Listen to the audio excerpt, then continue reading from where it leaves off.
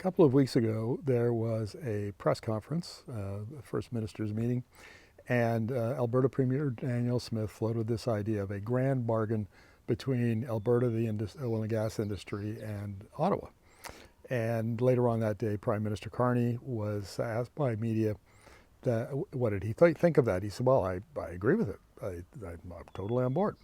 So what is this grand bargain? Well, it's a great bargain for Alberta and the industry, and it stinks for Canadians. So let me explain. So what Smith wants is, first of all, a pipeline to Prince Rupert from Edmonton.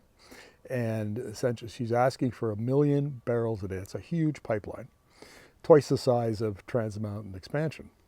And she wants it fast-tracked.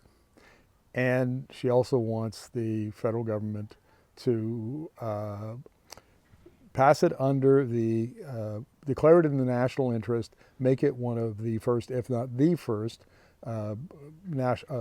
infrastructure project that's considered in the national interest, which means that it would be fast-tracked to 2 years from the date the application goes in, it gets approved and they can begin construction, which is a considerable compression of the timeline like we've had for pipelines in the past. And in return, the industry would agree to build out carbon capture and storage. Well, here's the problem. Industry agreed to do that 3 or 4 years ago. That's why they created the Pathways Alliance from the oil sands companies.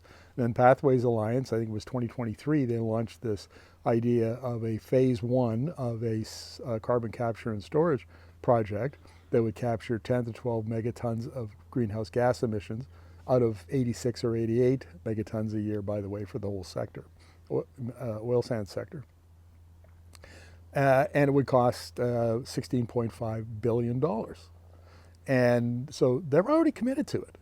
In fact, the federal government has already committed to, just for the oil sands, $8 billion of investment tax credits. And on top of that, the Alberta government has committed an additional 12% towards capital expenditures, and it's made all the storage space, the pore space, available for free. Nobody knows what that's worth right at the moment, but another value. And in addition to that, the federal government has other pots of money that there's speculation that they might dip into that to sweeten the deal.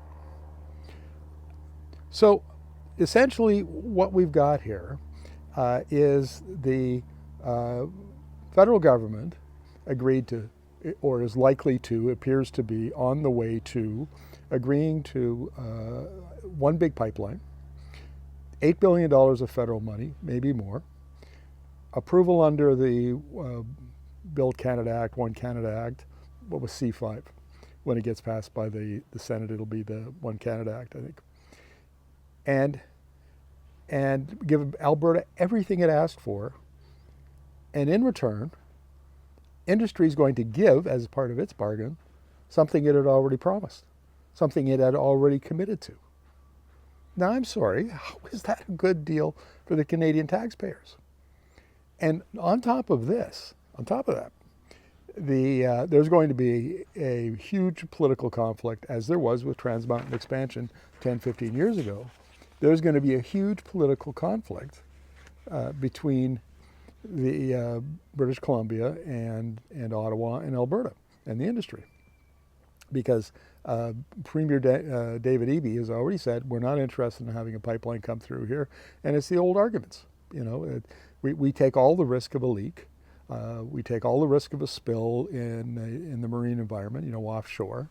And we get little to no benefit. All the benefit accrues to Alberta. So why are they agreeing to do it? Why is Carney agreeing to do it? Why is Smith so keen to do it? Well, 2 reasons.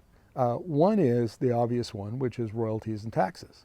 I mean, Carney's needs money to pay for his ambitious economic policies. He wants to build, build, build. Remember that from the campaign?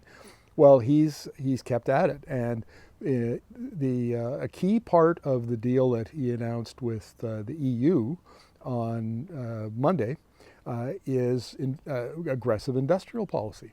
Well, aggressive industrial policy includes a lot of subsidies. Where's he going to get the money unless they borrow? And as a banker, former central banker, I'm sure that doesn't appeal to him. Well, expand oil and gas, particularly oil, and earn tens of billions of dollars through tax revenue. I mean, that's essentially why Justin Trudeau supported the industry and built Trans Mountain expansion, because he had all these programs like dental care and pharmacare or whatever, and he had to pay for them somehow, tax revenue from the oil and gas company. But there's a second thing here, and nobody has talked about this yet, but I want to put it on the table. Canada and all kinds of industries and business groups have said this now for years. Canada has gotten a reputation as a place where nothing gets built. It's overregulated, the processes are just too cumbersome and time consuming, and private capital can go somewhere else where it can get a better return on its money quicker, and so Canada is perceived as too risky.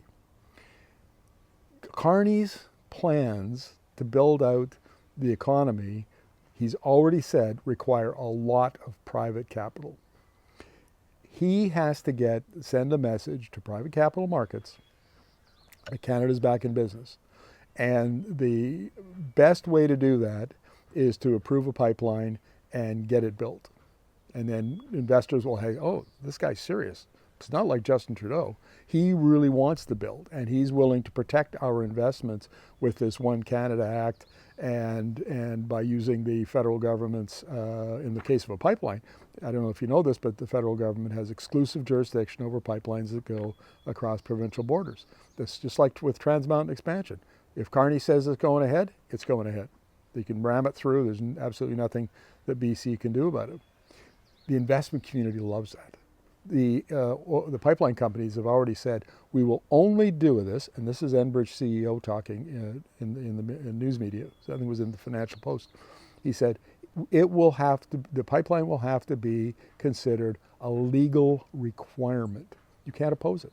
The law is on the side of building the pipeline. So Canada, in this grant, this is not a bargain at all. Canadians got fleeced. And I think Carney was willing to make huge concessions in this area because he wants this out of the gate as quickly as possible. He wants industry in Alberta to be as pleased as possible, so they send the right messages to the investment community, because he wants to crowd in private capital. And in order to do that, he needs an early success. This is it. Well, we got nothing out of this.